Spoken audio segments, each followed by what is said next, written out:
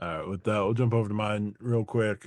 As much as we're talking about the credit card recession, companies sure seem eager to put out more credit cards. We've seen co-brands from Imprint announced recently the Rakuten credit card. There's a upcoming Fetch Rewards credit card that's going to be really terrible when it launches. We're seeing cardless co-branded cards. We're seeing Booking.com recently release a new credit card in order to extract like as much as they can. Do we expect this to continue? Are we going to see a rush of cards now? And if things get better, do we expect these cards to go away as they have before? Because this is not the first time Rakuten's put out a credit card. Are credit cards an economic indicator? So I'm going to throw to RJ first. Yes, credit cards are an economic indicator. As far as the rest of the question, I think to one of my earlier points, I think the problem with having a global mass effect is it changes people's habits. And I think the credit card companies don't entirely know, like they have more data on us than ever. But it's like when you go to the eye doctor and they're like A or B, and then they change something and they're like A or B, and then they change something else and it's A or B, and you gave three different answers that have should not at all work with each other. Like they do not make any sense, right? Like I think they have so much data on us, but the data doesn't always make sense. So they're trying to put out cards, they're trying to cash in when they can because they don't necessarily know what's going on in our little brains because we're complicated beings who are weird. So I think some of that is just to your point earlier, make hay while the sun shines, right? If people are signing up for cards and people are using cards and there is more swipes than ever, put out a card. Do I think when things go differently, and I don't necessarily think it's better or worse. I think you can have a lot of really good credit cards when the economy is doing well because people are spending more if they're making more, right? So, yes, you get to the top and it's people living off the interest of their accounts and they don't actually spend anything they make, but I am not talking about those people. If you qualify for a Centurion, just assume everything I'm saying is not for you. Just small caveat there. But no, I think that the people who like cards like the Altitude Reserve and who like things like Bank of America look at the world right now and they don't know where they fit in. But if you're somebody who will take a flyer on a card, or you're somebody who, is interested in a bunch of different ecosystems or a bunch of different airlines or hotels or whatever, there's more choice, I think, than there was 5 years ago. It's just not going to be if I put $100,000 through it this way, I will get this reward structure. I can maximize here. I can do this without having any credits to deal with or a simple dining credit to deal with, and then I can go on with my life. That's not how it is anymore. But the thing is, like, people have shown because we're not picking A or B correctly or in a way that makes sense that they don't want simple. Like the cards wouldn't look the way they do if people consistently wanted simple. So I think the banks don't really know what's going on. I think the people don't really know what's going on. And the people who want the most rewards for the least effort feel like they're being left behind because they are. And I don't blame the banks for it. Because yeah, if you want to just park $100,000 in Bank of America, that's great, and they're gonna use that money to the fullest extent. But what else you got for me, bro?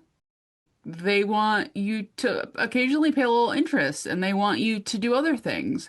And it just, it's a messier time now than it used to be, but I don't necessarily think that it is as dire as the people who want the good old days would lead us to believe.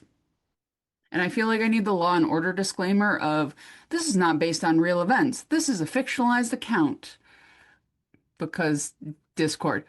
Shout out, go to stackyourpoints.com. You can join the Discord that way. You can also find out about membership that way. This is my mini plug. Done. Alana, your thoughts here.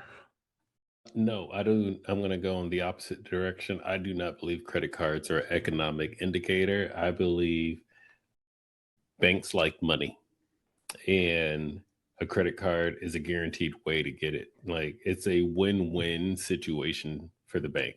First off, every time you swipe the card, they make a little money. More importantly, right now people aren't paying stuff back. So there's interest, which is a lot more money. We've talked about buy now, pay later, all that horrible stuff, credit card debt, like the America's $1 trillion just alone in credit card debt. Things are becoming more expensive. People can't make ends meet. All that other stuff leading to I need to get another credit card and then I'm going to put everything on it and then hopefully I can pay that one back and then that just goes down a rabbit hole. Then you got other companies that everywhere you go to the mall, every store has a credit card. Grocery stores have credit cards. Instacart has a credit card. DoorDash has a credit card. Flippin' Rakuten, the one that supposed to give you cash back, now has a credit card.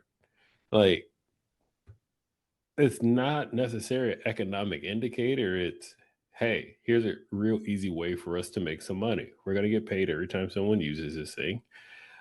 And then when they don't pay it back, we're going to get paid. We're going to charge them even more.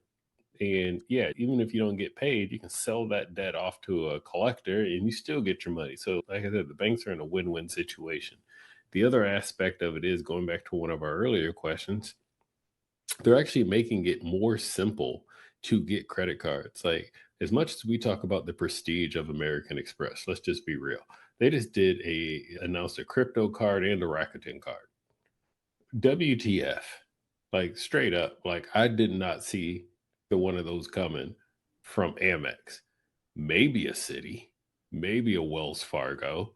Like it actually, I think that kind of devalues the Built card a little bit because Built went to Wells Fargo, and like Bill, it sounds like you could have easily. Did you try Amex? Like, did you knock on their door? You could have left a flyer on the CEO's windshield in the parking lot and got it because the way that they're doing partnerships right now.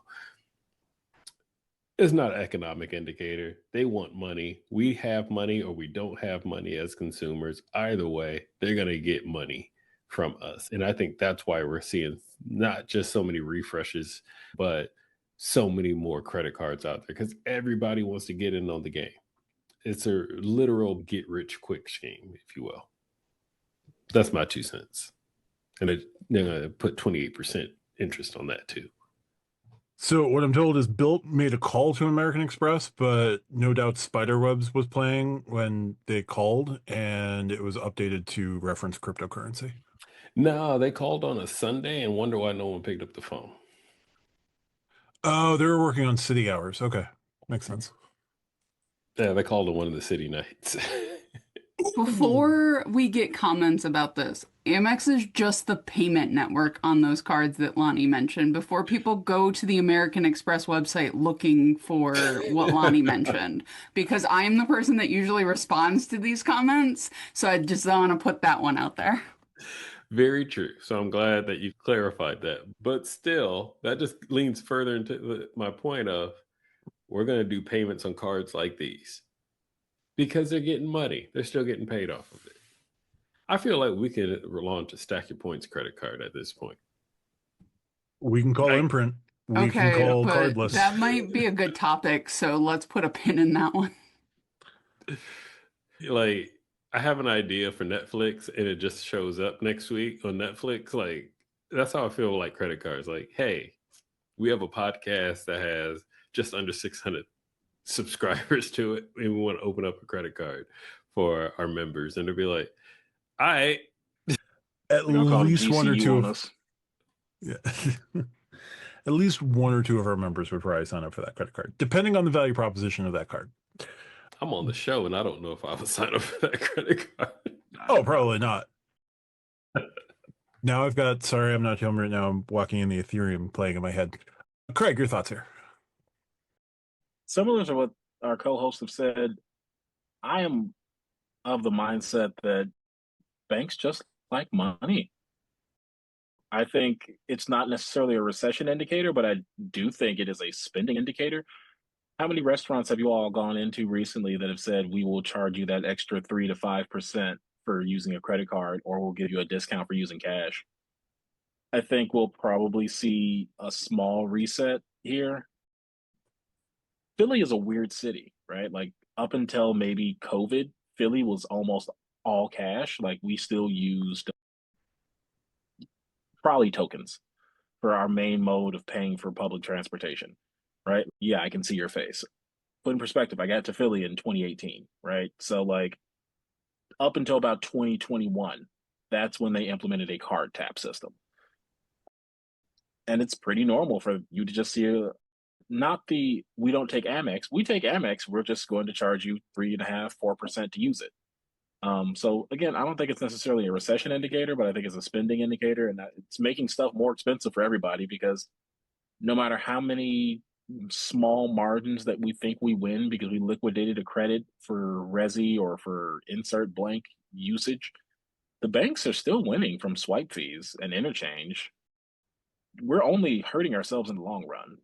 I still love my credit cards. I love my points. I love my miles, but I'd be lying if I didn't say that maybe we should think about our larger spending habits as a country. So Yeah. that's it for me. We definitely need a reset to happen, but that's going to be even more painful. Yeah. But anyway, it's going to be necessary. Anyway, RJ, how about you close us out?